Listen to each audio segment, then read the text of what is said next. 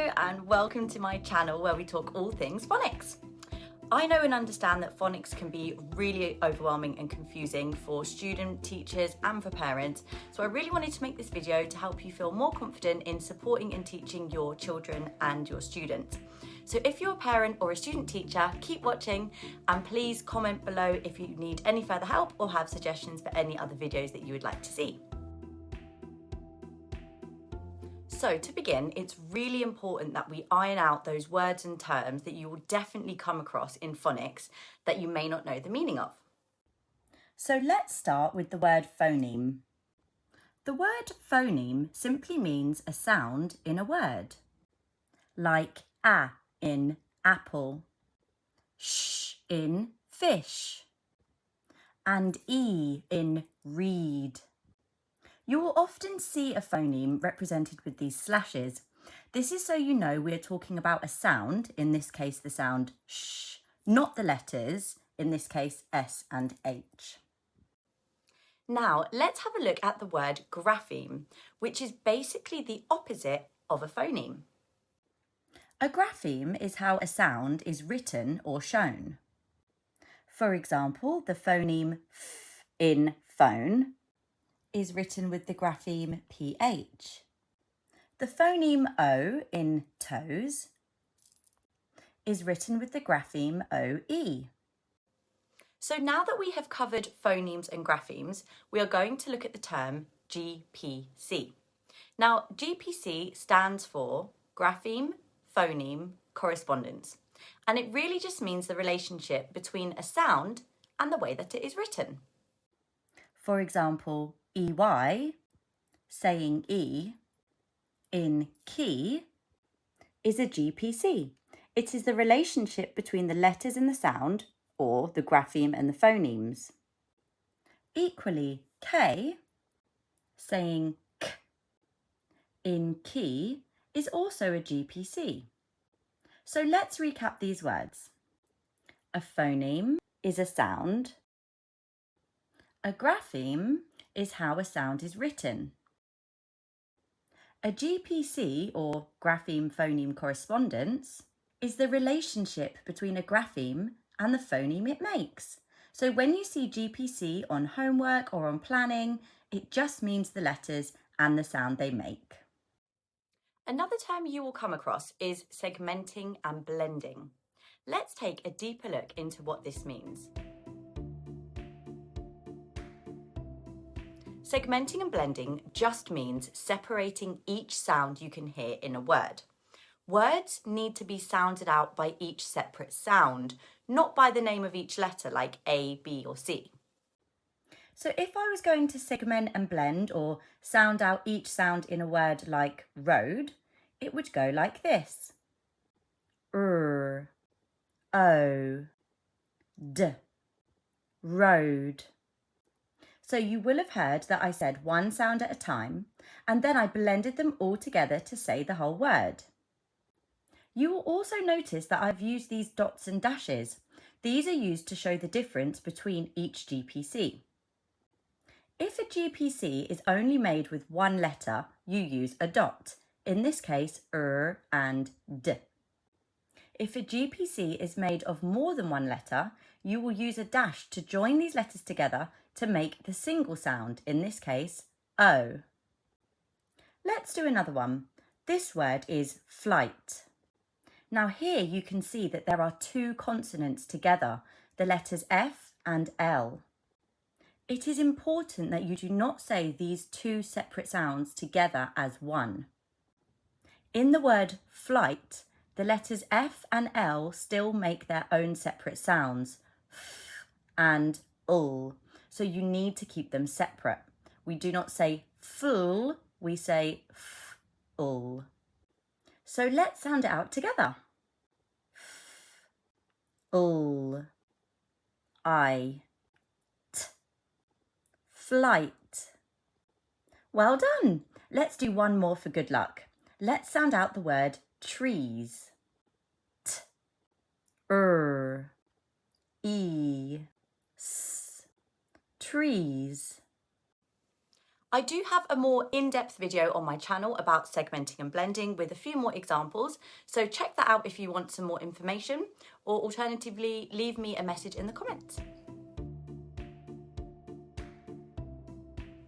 As well as learning their sounds, children will also be learning what is often called tricky words or common exception words.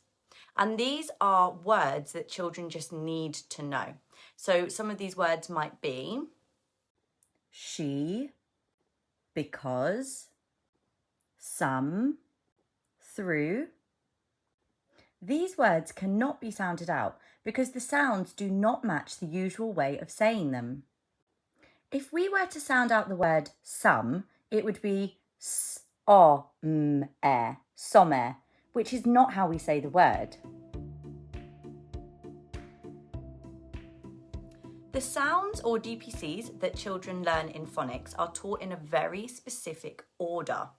So usually they are grouped into phases or stages, but these phases can be very different depending on which scheme of work your child's school or your school is using.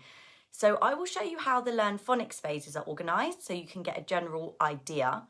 The phases in Learn Phonics actually happen to be similar to many other schemes, so hopefully this will really help you get an idea as to how the phases work and how the sounds are organised. So phase 1 is for very young children, ages 3 and 4. And in this phase, children focus on developing their listening skills. They will take part in singing songs, playing with sounds, and listening to environmental sounds.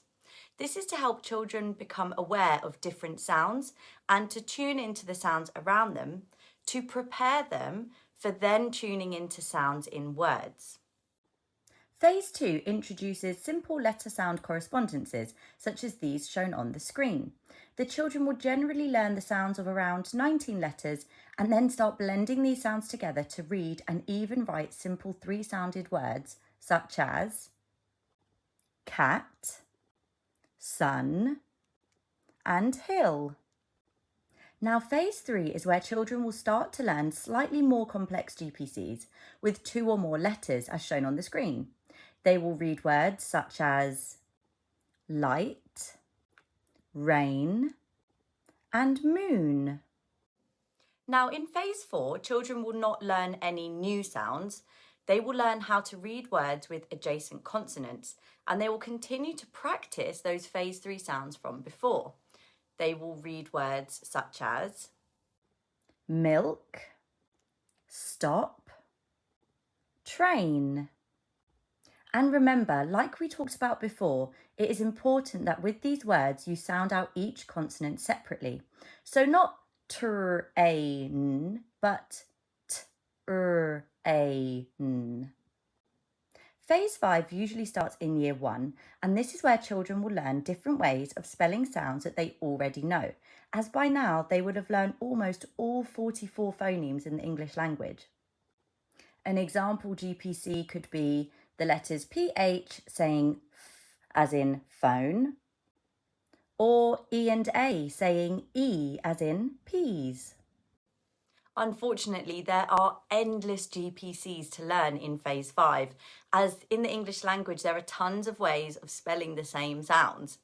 And my advice to you as a parent and as a student teacher is don't worry about every sound or every GPC in the English language.